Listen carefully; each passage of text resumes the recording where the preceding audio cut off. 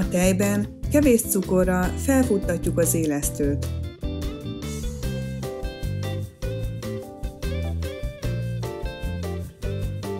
A lisztet elmorzsoljuk a margarinnal.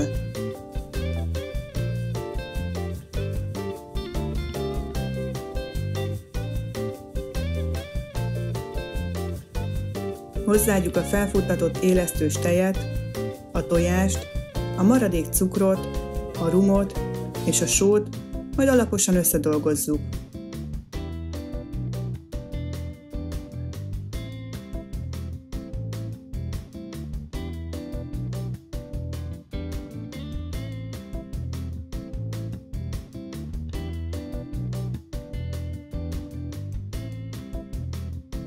Letakarva hűtőben pihentetjük egy órát.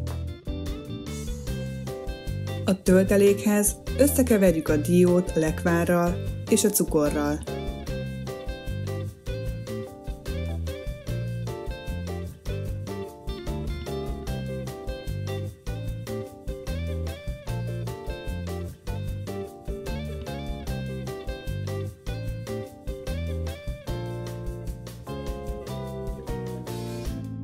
Lisztezett felületen a tésztát 3 részre osztjuk, majd egyenként körülbelül 30x40 cm-esre kinyújtjuk.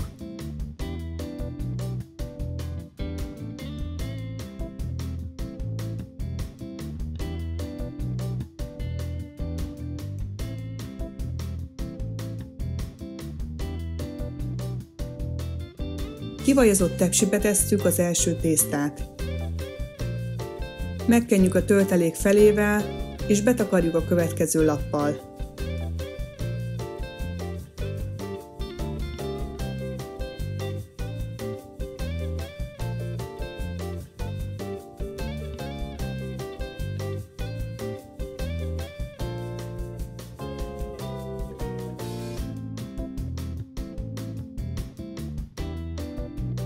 Ezt a réteget is megkenjük, és befedjük a harmadik lappal.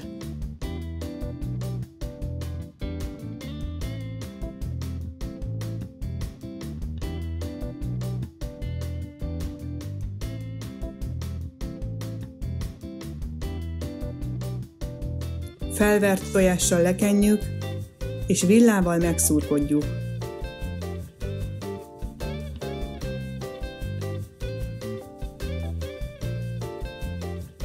160 fokon hőlégkeveréssel körülbelül 35 perc alatt megsütjük.